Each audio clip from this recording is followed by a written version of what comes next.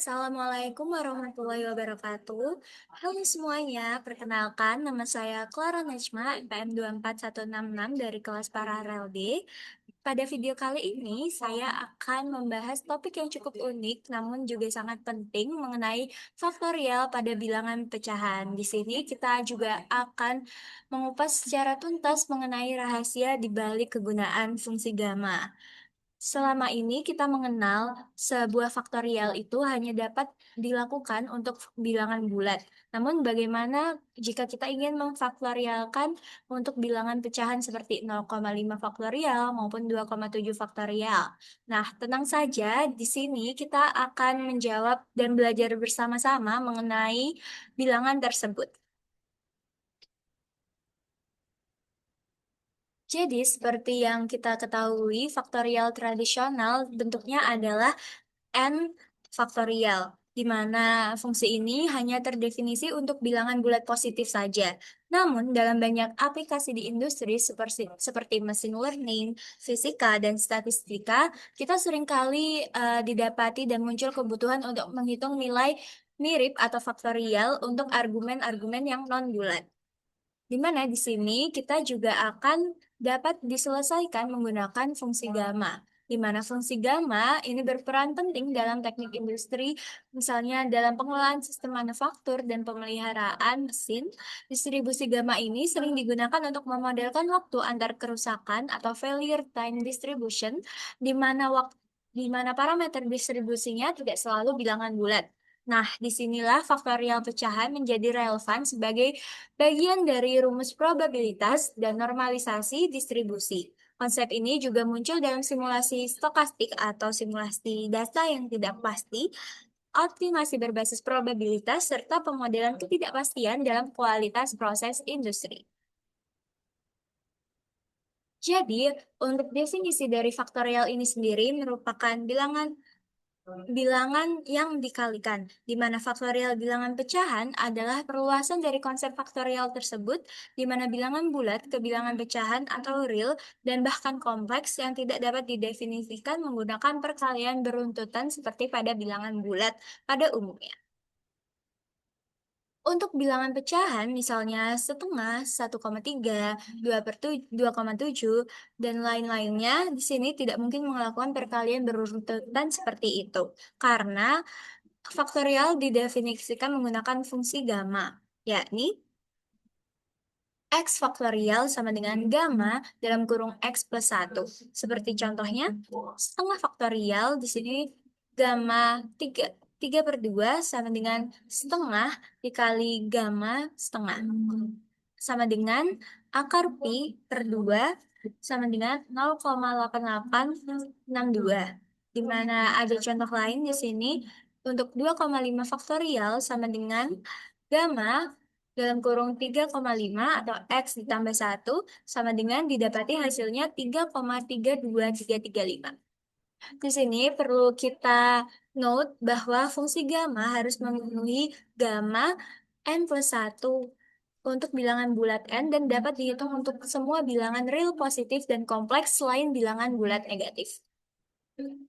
Nah, di sini dapat kita pertegas bahwa fungsi gamma sendiri merupakan fungsi lanjutan dari faktorial yang terdefinisi untuk semua bilangan real positif dan bilangan kompleks kecuali bilangan bulat negatif, dan fungsi ini dapat didefinisikan oleh integral dalam turunan gamma z untuk integral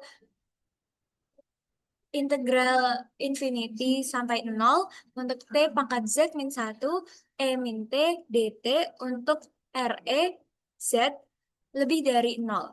Fungsi gamma ini kemudian diturunkan dan dapat memenuhi relasi rekursif penting menjadi X faktorial sama dengan gamma dalam kurung X plus 1 untuk X anggota dari R plus.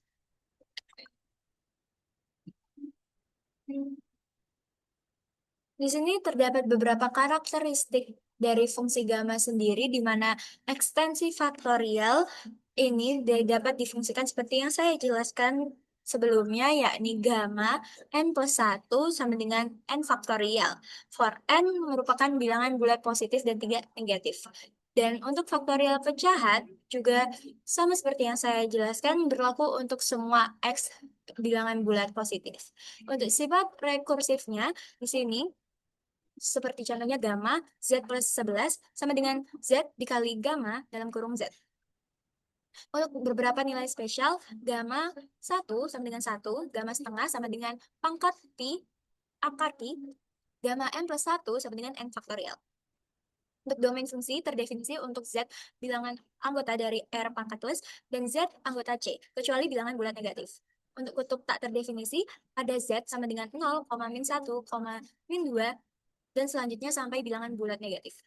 Sifat simetrinya adalah gamma Z dikali gamma 1 min Z sama dengan Pi per sin. Berlaku untuk Z bukan B, Pi bilangan bulat. Untuk pertumbuhannya sangat cepat, naik untuk Z besar digunakan dalam analisis asimptotik. Dan aplikasinya di sini biasanya dapat diaplikasikan pada statistik distribusi gamma, beta, fisika, teknik, dan mesin learning. Oke, kita masuk kepada contoh soal yang pertama di sini di mana hitunglah hasil penjumlahan dari faktorial pecahan 1/4 faktorial ditambah 1/5 faktorial. Di sini yang kita faktorkan adalah bilangan penyebutnya di mana 1/4 faktorial ditambah 1/5 faktorial itu menjadi 5 dikali 1/5 faktorial. Nah, di sini seperti rumus yang saya jelaskan pada sebelumnya di mana rumus tersebut ditambahkan dengan 1/5 faktorial. Dan di sini kita jumlahkan karena penyebutnya sudah sama, maka hasilnya ada 5/5 faktorial, di mana 5 faktorial di sini kita faktorkan seperti biasa terlebih dahulu, menjadi 5 dibagi 5 kali 4 kali 3 kali 2 kali 1, menjadi hasilnya adalah 1/24. Kita lanjut untuk contoh soal yang kedua. Di sini hitunglah penyelesaian faktorial dari n plus 2 faktorial per n faktorial sama dengan 6. Di sini terlebih dahulu kita jabarkan untuk n plus 2 faktorialnya terlebih dahulu menjadi n plus 2 dalam kurung dan buka kurung n plus 1 tutup kurung n faktorial per n faktorial sama dengan 6. Di sini kita dapat mencoret n faktorialnya menjadi n plus 2 dikali n plus 1 sama dengan 6. Di sini kemudian kita kalikan silang, hasilnya menjadi n kuadrat ditambah 3n ditambah 2 sama dengan 6. Lalu di sini kita pindah ruaskan untuk angka 6-nya menjadi n kuadrat ditambah 3n min 4 sama dengan 0. Lalu di sini kita dapat bagi kembali angka tersebut menjadi n-4 dikali n plus 1 sama dengan 0, di mana untuk nilai n sama dengan 4 dan juga nilai n sama dengan min 1. Di sini terdapat aplikasi dan relevansi dari faktorial pecahan dan fungsi gamma ini sendiri, di mana faktorial bilangan pecahan yang didefinisikan melalui fungsi gamma memiliki aplikasi yang luas di berbagai bidang, dalam bidang statistika dan machine learning. Digunakan dalam distribusi gamma, beta, dan Dirichlet untuk normalisasi fungsi probabilitas, serta sebagai bagian dari prior dan posterior dalam analisis Bayesian. Di fisika, teoritis fungsi gamma muncul dalam perhitungan energi, fungsi partisi, dan juga model berdimensi non-bulat. Dalam geometri, volume dan luas objek di ruang dimensi tinggi juga melibatkan faktorial pecahan. Selain itu, dalam komputasi numerik, fungsi ini digunakan dalam evaluasi integral dan permodelan kontinu keseluruhan. Faktorial pecahan menjadi alat penting dalam analisis lanjutan di sains dan teknologi.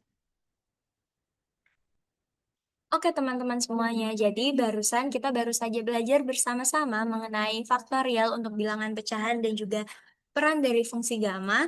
Jadi dapat kita ketahui semuanya bahwa fungsi gamma ini bukan hanya konsep matematika, tetapi juga alat yang penting dalam analisis data industri, statistika lanjutan, dan permodelan sistem kompleks.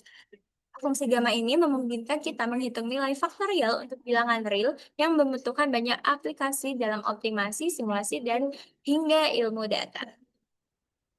Mungkin itu saja yang dapat kita pelajari dan saya jelaskan pada video kali ini. Terima kasih sudah menonton. Wassalamualaikum warahmatullahi wabarakatuh.